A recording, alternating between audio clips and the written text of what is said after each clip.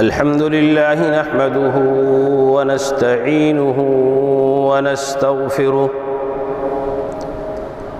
ونعوذ بالله من شرور أنفسنا ومن سيئات أعمالنا من يهده الله فلا مضل له ومن يضلله فلا هادي له وأشهد أن لا إله إلا الله وحده لا شريك له وأشهد أن سيدنا وإمامنا وقدوتنا محمد بن عبد الله صلى الله عليه وسلم أرسله بالحق بشيرا ونذيرا بين يدي الساعة اللهم صل على محمد وعلى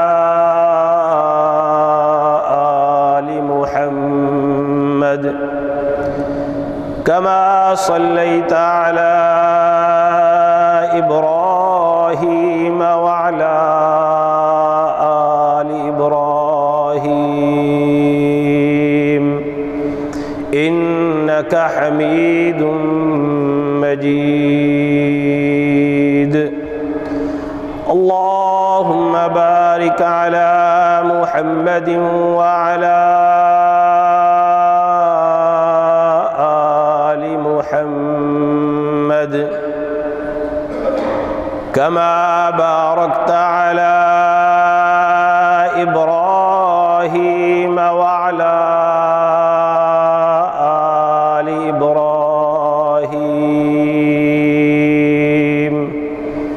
إنك حميد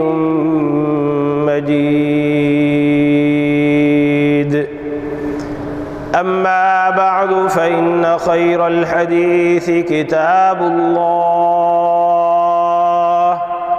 وخير الهدي هدي محمد صلى الله عليه وسلم وشر الأمور محدثاتها وكل محدثة بدعة وكل بدعة ضلالة وكل ضلالة في النار من يطع الله ورسوله فقد رشد واهتدى ومن يعص الله ورسوله فقد ضل وغوى فلا يضر إلا نفسه ولن يضر الله شيئا لا إيمان لمن لا أمانة له ولا دين لمن لا عهد له أعوذ بالله السميع العليم من الشيطان الرجيم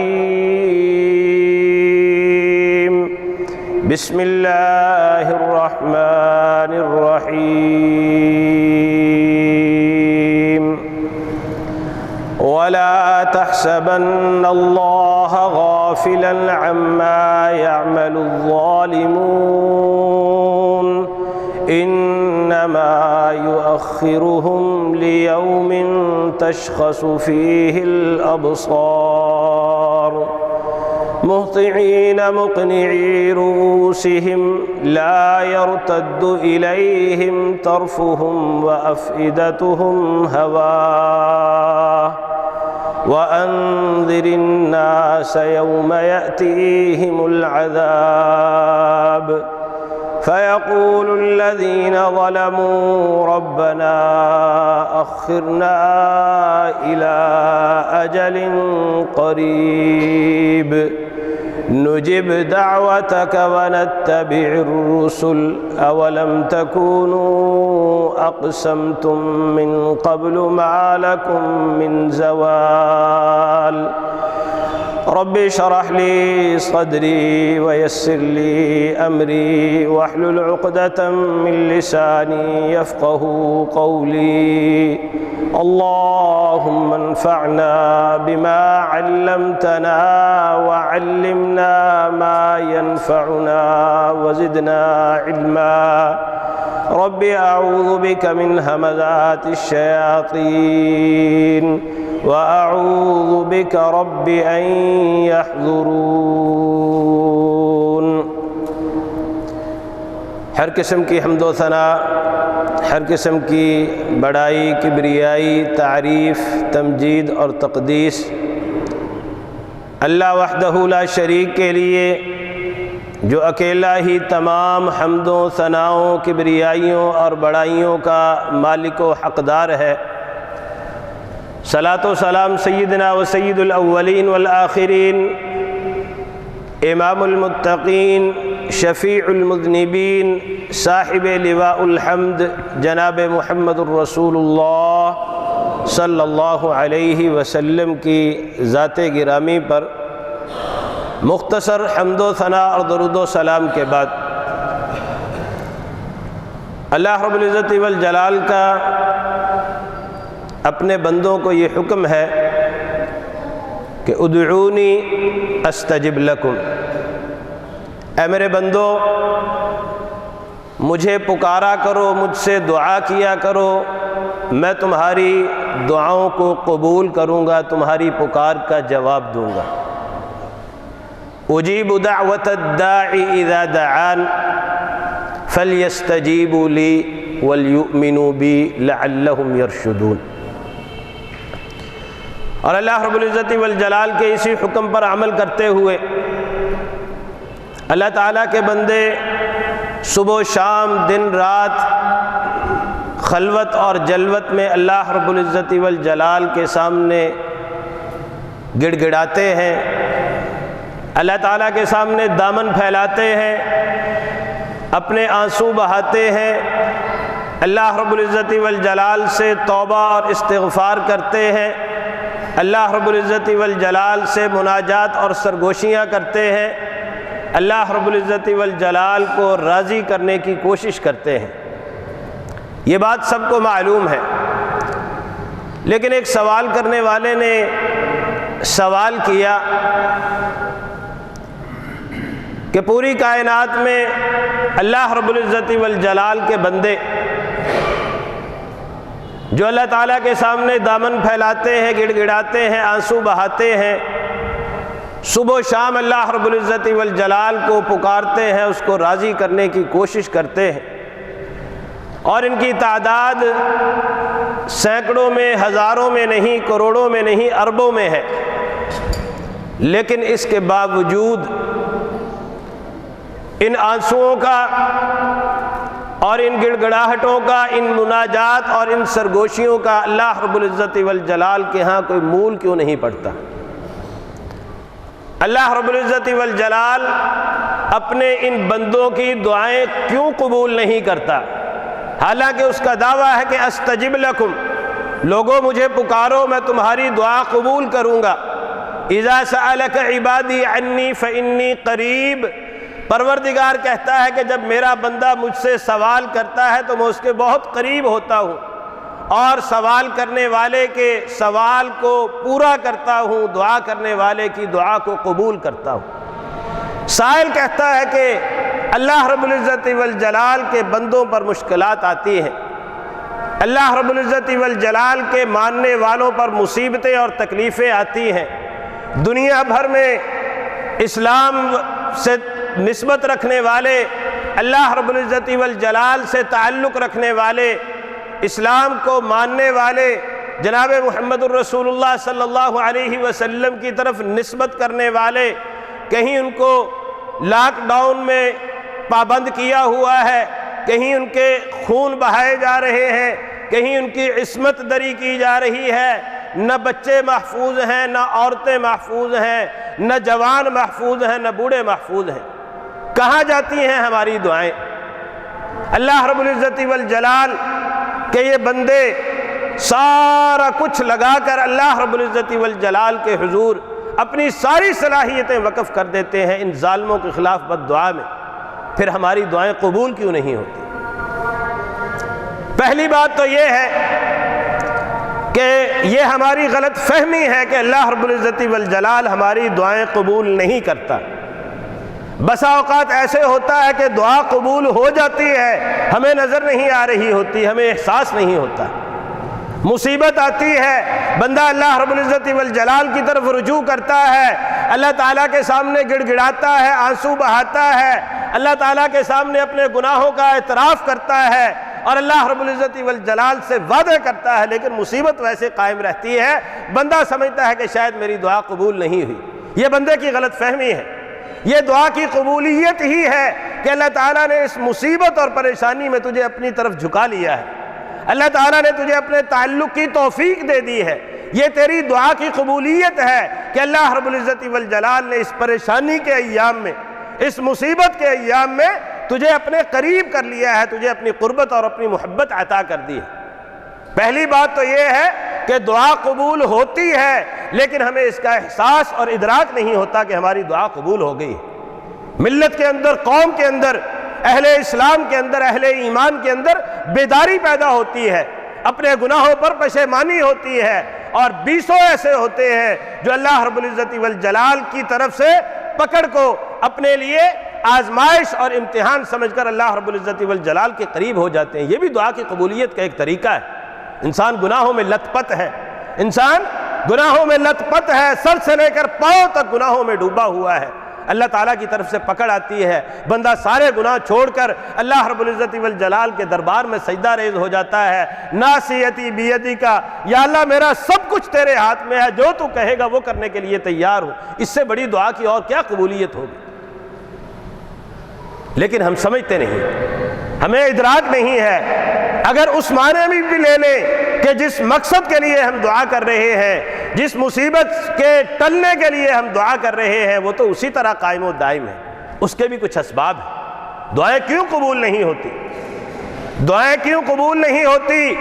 ساری قوم دعاؤں پہ لگی ہوئی ہے، پوری امت مسلمہ دعائیں کرنے پہ لگی ہوئی ہے، اس کے باوجود اگر ہم سمجھتے ہیں کہ دعائیں قبول کیوں نہیں ہوتی تو اس کے بھی کچھ اسباب ہوتے ہیں۔ سب سے پہلا سبب یہ ہے، انتہائی معذرت کے ساتھ، وہ لوگ جو صبح و شام اللہ رب العزت والجلال کے سامنے گڑ گڑاتے ہیں، ان یہود و نصارہ کے خلاف دعائیں کرتے ہیں، ان ہندوؤں کے خلاف دعائیں کرتے ہیں، دین کے ان دشمنوں کے خلاف آوازیں لگا لگا کر پروردگار کو پکارتے ہیں، وہ خود ظلم میں مبتلا ہوتے ہیں۔ انہیں احساس نہیں ہوتا کہ ہم خود ظالم ہیں، ہم خود ظلم کر رہے ہیں، ظالموں کے خلاف دعائیں بھی کر رہے ہیں اور خود بھی ظلم کر رہے ہیں۔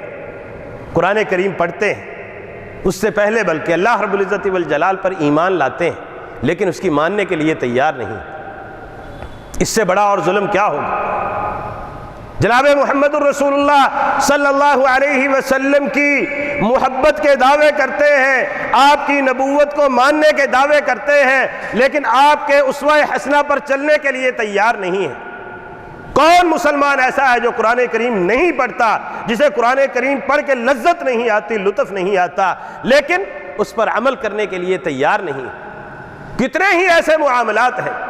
یہ بھی ظلم ہے، وضع الشیء فی غیر محلہ۔ اگر دنیاوی معاملات دیکھ لیں تو وہاں بھی ہم سے بڑا ظالم کوئی نہیں ہے۔ بہنوں کی وراثتیں ہم دبا لیتے ہیں اور بڑے فخر سے کہتے ہیں کہ میری بہن نے مجھے خوشی سے معاف کر دی۔ کوئی خوشی وشی نہیں ہوتی، مجبوریاں ہوتی ہیں، مجبوریاں ہوتی ہیں، ظلم کرتے چلے جاتے ہیں، ماں کی وراثتیں نہیں دیتے، باپ کی وفات کے بعد ماں کو اس کا حق دینے کے لیے تیار نہیں ہوتے۔ اس سے بڑا ظلم اور کیا ہوگا؟ نبی صلی اللہ علیہ وسلم نے تو یہاں تک فرمایا کہ اگر کسی نے ایک رسی بھی کسی کی غصب کر لی تو یہ بھی کل قیامت کے دن اس کے گلے میں توق بن کر آئے گی۔ کہا ہم تو پتہ نہیں کیا کچھ غصب کر لیتے ہیں، لیکن ظلم سے باز آنے کے لیے تیار نہیں ہے۔ معافیت تو مانگتے ہیں، اللہ رب العزت والجلال کے سامنے گڑ گڑاتے ہیں، اللہ تعالیٰ کے گھر میں حاضریاں دیتے ہیں، حج کے لیے چلے جاتے ہیں، عمرے کے لیے چلے جاتے ہیں، لیکن جانے سے پہلے یہ نہیں سوچتے کہ میں نے جس کا حق دبایا ہوا پہلے اس کا حق ادا کر لوں۔ فَأَنَّا يُسْتَجَابُ لَهُ، میں نہیں کہہ رہا، امام الانبیاء نے کہا ہے، مَطْعَمُهُ حَرَامٌ مَلْبَسُهُ حَرَامٌ مَشْرَبُهُ حَرَامٌ وَغُذِيَ بِالْحَرَامِ، حرام کا کھاتا ہے، حرام کا پہنتا ہے، تجھے حرام کی گھٹی دی گئی ہے، اور پھر تو اللہ رب العزت والجلال کے سامنے دامن پھیلاتا ہے، آنسو بہاتا ہے، گڑ گڑاتا ہے، تیرا خیال یہ ہے کہ اللہ تعالیٰ تیری دعائیں سن لے گا، تو اللہ تعالیٰ کے گھر کے غلاف کو پکڑ کے گڑ گڑاتا رہے تب بھی اللہ تعالیٰ تیری نہیں سنے گا، اس لیے کہ تو نے اللہ تعالیٰ کے بندوں پر ظلم کیا ہوا ہے۔ جب تک اس ظلم سے باز نہیں آئے گا، دعائیں کرنے سے کسی کا حق معاف نہیں ہو جاتا، دعائیں کرنے سے، گڑ گڑانے سے کسی پر کیا ہوا ظلم معاف نہیں ہو جاتا جب تک اس کا حق ادا نہیں کرتے، جب تک اس کا حق ادا نہیں کرتے تب تک وہ معاف نہیں ہوگا، اور جب تک کسی پر ظلم کیا ہوا ہے اللہ رب العزت والجلال دعا قبول کرنے کے لیے تیار نہیں۔ اَنَّا يُسْتَجَابُ لَهُ، جب تک تیری روزی پاک نہیں ہے، تیرا لباس پاک نہیں ہے، تو جتنے مرضی وضو کر لے، تیرا دامن پاک نہیں ہے، اللہ رب العزت والجلال تیری دعا قبول کرنے کے لیے تیار نہیں۔ اَنَّا يُسْتَجَابُ لَهُ، یہ ہم ظلم پہ ظلم کرتے چلے جا رہے ہیں۔ کتنے لوگ ایسے ہیں جنہوں نے موت کو آنکھوں سے دیکھا ہوا ہے، اور آج تو ہر انسان موت کے خوف میں مبتلا ہے، آج ہر انسان موت کے خوف میں مبتلا ہے، تڑپ رہا ہے، بچنے کی کوشش کر رہا ہے، طرح طرح کی تدابیر اختیار کر رہا ہے کہ پتہ نہیں کب موت آ جائے، کب وائرس مجھے پڑ جائے اور کب مجھے موت آ جائے۔ لیکن کسی نے سوچا ہے کہ میں مرنے سے پہلے ہی جن بہنوں کے حق دبائے ہوئے ہیں، جن کی وراثتیں دبائی ہوئی ہیں، جن یتیموں کا میں نے مال کھایا ہوا، میں مال لوٹا دوں، اس لیے کہ میں نے تو قبر میں چلے جانا ہے، میرے کس کام کا ہے؟ ویسے گڑ گڑاتے رہتے ہیں، ویسے تہجدیں پڑھتے رہتے ہیں، ویسے اللہ رب العزت والجلال کے سامنے آنسو بہاتے رہتے ہیں، لیکن حقداروں کو ان کا حق دینے کے لیے تیار نہیں۔ یہ سب سے بڑا سبب ہے دعا کی عدم قبولیت کا۔ جتنی مرضی دعائیں مانگ لے، جب تک ظلم سے باز نہیں آئیں گے اس وقت تک اللہ رب العزت والجلال دعا قبول کرنے کے لیے تیار نہیں۔ اتق دعوت المظلوم، اس لیے کہ تجھے مظلوم کی بد دعائیں لگی ہیں، جس پر تو نے ظلم کیا ہے، جس بہن کا تو نے حق غصب کیا ہے، جس یتیم کا تو نے مال کھایا ہوا ہے، جس کمزور پر تو نے ظلم کیا ہے اور اس کا مال ہتھیایا ہوا ہے، اس کی بد دعائیں وہ اپنے پروردگار کے سامنے گڑ گڑاتا ہے۔ تیری دعا تو پتہ نہیں وہاں پہنچتی ہے کہ نہیں پہنچتی، اس کی دعا پہنچتی ہے۔ امام الانبیاء نے فرمایا کہ اتق دعوت المظلوم، اے بندے مظلوم کی بد دعا سے بچ جاؤ، فإنہ لیس بینہا وبین اللہ حجاب، تے اللہ اور مظلوم کی بد دعا کے درمیان پردہ کوئی نہیں، وہ ڈائریکٹ عرش پر پہنچتی ہے، وہ ڈائریکٹ عرش پر پہنچتی ہے۔ وہ مظلوم تیرا بھائی ہے، تیری بہن ہے، تیری بیٹی ہے، تیری ماں ہے، یا وہ کشمیر میں بیٹھی تیری ماں بہن اور بیٹی ہے، ان پر بھی ظلم ہو رہا ہے، ان پر بھی ظلم ہو رہا ہے، اور پوری امت مسلمہ چپ سادے بیٹھی ہوئی ہے۔ وہ کوئی حاکم وقت ہے یا کوئی عامت الناس ہے؟ ہم سمجھتے ہیں کہ شاید ظالم حاکم ہی ہوتے ہیں، افراد تو ظالم نہیں ہوتے۔ جتنا ظلم افراد کرتے ہیں شاید حکمرانوں سے اتنا ظلم سرزد نہیں ہوتا۔ ہم اپنے حق کے لیے تو باہر نکل جاتے ہیں، اپنی تنخواہوں کے لیے تو باہر نکل جاتے ہیں، اپنے مطالبات منوانے کے لیے تو باہر نکل جاتے ہیں، لیکن دنیا بھر کے جو مظلوم جہاں ہماری آواز کچھ کر سکتی ہے، ہم ان کے لیے آواز لگانے کے لیے تیار نہیں ہیں۔ پتہ نہیں انہی میں سے کسی کی بد دعا لگی ہے امت مسلمہ کو۔ فَإِنَّهُ لَيْسَ بَيْنَهَا وَبَيْنَ اللَّهِ حِجَاب، کتنے مہینے ہو گئے ہیں ان کے لیے کاروبار زندگی معطل ہے، بچے مر رہے ہیں، بوڑھے مر رہے ہیں، عورتیں مر رہی ہیں، جوان مر رہے ہیں، لیکن ہم اپنی ہی رنگینیوں میں مگن ہیں، ہمیں کوئی پرواہ نہیں۔ سب سے بڑا سبب ہے یہ دعاؤں کی عدم قبولیت کا کہ ہم سے ظلم سرزد ہوتے ہیں اور ہمیں اس ظلم کا احساس تک نہیں ہوتا۔ اور یہ بڑی لمبی تفصیل ہے، پتہ نہیں ہم کون کون سے ظلم کرتے ہیں۔ بنیادی طور پر یہ تعریف ذہن میں رکھ لیجئے کہ وضع الشیء فی غیر محلہ، ظلم کی بنیادی تعریف یہ ہے کہ وضع الشیء فی غیر محلہ، کسی کا حق اٹھا کر کسی دوسرے کو دے دینا جو حقدار نہیں ہے، یہ اس پر ظلم ہے۔ کسی سے حق چھین لینا یہ ظلم ہے۔ اور دوسرا بڑا سبب جس کی وجہ سے ہماری دعائیں قبول نہیں ہوتی. ہمارے آنسو اللہ رب العزت والجلال کے ہاں ان کی کوئی قیمت نہیں پڑتی. ہمارے دامن پھیلے ہوئے، ہماری ہتھیلیاں پھیلی ہوئی اللہ رب العزت والجلال کے ہاں ان کی کوئی اہمیت نہیں ہوتی. اس کا سب سے بڑا سبب مظلوم کی اللہ رب العزت والجلال کے حضور ظالم کی شکایت لگانا ہے. مظلوم جب اللہ رب العزت والجلال کے حضور ظالم کی شکایت لگاتا ہے تو اللہ رب العزت والجلال رد نہیں کرتے تھے. اس وجہ سے بھی دعائیں قبول نہیں ہوتی. فرمایا کہ وَلَا تَحْسَبَنَّ اللَّهَ غَافِلًا عَمَّا يَعْمَلُ الظَّالِمُونَ، مت یہ گمان کیجئے، مت یہ سوچئے کہ ظالم جو ظلم کرتے ہیں اللہ رب العزت والجلال اس سے غافل ہے. انما یؤخرہم لیوم تشخص فیہ الابصار، بلکہ اللہ رب العزت والجلال نے، اللہ تعالیٰ غافل نہیں ہے، اللہ تعالیٰ نے ان کو مہلت دی ہوئی ہے. لیوم تشخص فیہ الابصار، اس دن جس دن آنکھیں پھٹی کی پھٹی رہ جائیں گی. اور یہ بھی اللہ تعالیٰ کی طرف سے ظالم کے لیے سزا ہے. مومن بندہ غلطی کرتا ہے، اللہ رب العزت والجلال اس کی فوراً پکڑ کر لیتا ہے اور وہ لوٹ آتا ہے. اور ظالم ظلم کرتا ہے تو اللہ تعالیٰ اس کی رسی ڈھیلی چھوڑ دیتا ہے. فَذَرْنِي وَمَن يُكَذِّبُ بِهَذَا الْحَدِيثِ سَنَسْتَدْرِجُهُم مِّنْ حَيْثُ لَا يَعْلَمُونَ وَأُمْلِي لَهُمْ إِنَّ كَيْدِي مَتِينٌ. اے محمد ان کو مہلت دے دیجئے. إِنَّ كَيْدِي مَتِينٌ، ان کو پتہ ہونا چاہیے کہ میری پکڑ بہت سخت ہے. سَنَسْتَدْرِجُهُم مِّنْ حَيْثُ لَا يَعْلَمُونَ، ہم پکڑنے پر آئیں تو ایسی جگہ سے پکڑتے ہیں کہ جس کا یہ تصور بھی نہیں کر سکتے. مُهْطِعِينَ مُقْنِعِي رُؤُوسِهِمْ، اس دن وہ دوڑتے ہوئے چلے جائیں گے. لا يرتد الیہم طرفہم، اپنی طرف بھی خوف سے یہ حالت ہوگی، آنکھیں اس طرح پھٹی ہوں گی کہ اپنی طرف بھی ان کی نظریں نہیں اٹھیں گی. وافئدتہم ہوا، اور ان کے دل پھٹے ہوئے ہوں. وانذر الناس یوم یأتیہم العذاب، اللہ تعالیٰ فرماتے ہیں کہ ان کو اس دن تک کے لیے مہلت دے دو جس دن اللہ تعالیٰ کا عذاب ان پر آئے. فَيَقُولُ الَّذِينَ ظَلَمُوا، جب عذاب آ جائے گا پھر کیا کہیں گے؟ رَبَّنَا أَخِّرْنَا، اے اللہ تھوڑی سی مہلت دے دے. إِلَىٰ أَجَلٍ قَرِيبٍ، کوئی لمبی عمر نہیں مانگتے، کوئی لمبا وقت نہیں مانگتے، تھوڑے سے وقت کے لیے مہلت دے دے. نُجِبْ دَعْوَتَكَ، اللہ تیری پکار کو، تیری طرف سے آنے والی تعلیمات کو سن کر ان پر عمل کریں گے. وَنَتَّبِعِ الرُّسُلَ، تیرے رسول کی اتباع کریں گے.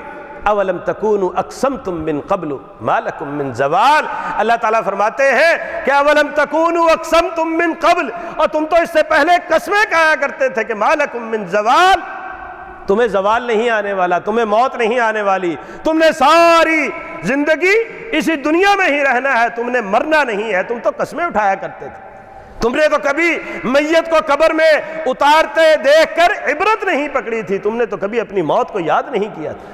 تم تو مال جمع کرنے میں اس طرح لگے ہوئے تھے کہ شاید تم نے ہمیشہ ہمیشہ کے لیے یہی رہنا ہے. تم تو قسمیں اٹھایا کرتے تھے کہ ما لکم من زوال.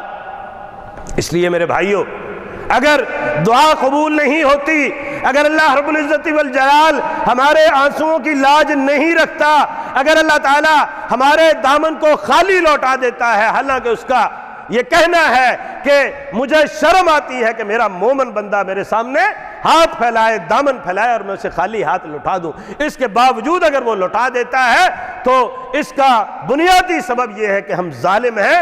انفرادی طور پر ہم افراد ظلم کر رہے ہیں، اور دوسرا جن پر ہم ظلم کر رہے ہیں وہ اللہ رب العزت والجلال کے ہاں ہماری شکایتیں لگا رہے ہیں. اللہ رب العزت والجلال سے دعا ہے کہ اللہ تعالی ہمیں ظلم سے محفوظ فرمائے اور ظالم کا ہاتھ روکنے اور مظلوم کا ساتھ دینے کی توفیق عطا فرمائے، تاکہ اللہ رب العزت والجلال ہماری التجائیں، ہماری مناجات اور سرگوشیاں سنے اور ہم سے یہ مصیبتیں اور پریشانیاں ختم فرمائے. اقول قولی ھذا واستغفر اللہ لی ولکم ولسائر المسلمین من کل ذنب انہ ھو الغفور الرحیم.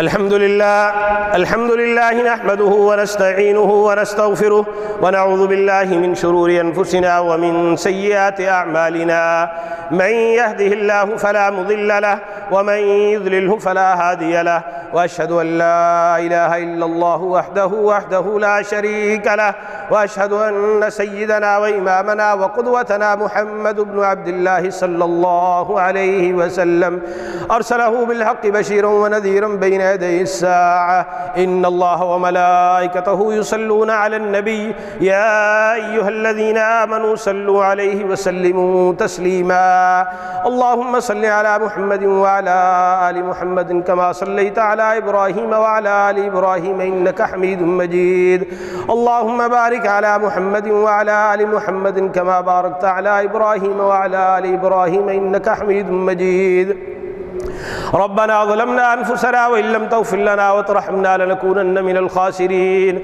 اللهم اهدنا لأحسن الأخلاق لا يهدي لأحسنها إلا أنت واصرف عنا سيئها لا يصرف سيئها إلا أنت لبيك وسعديك والخير كله في يديك والشر ليس إليك نحن بك وإليك تباركت ربنا وتعاليت نستغفرك ونتوب إليك سبحان ربك رب العزة عما يصفون وسلام على المرسلين والحمد لله رب العالمين.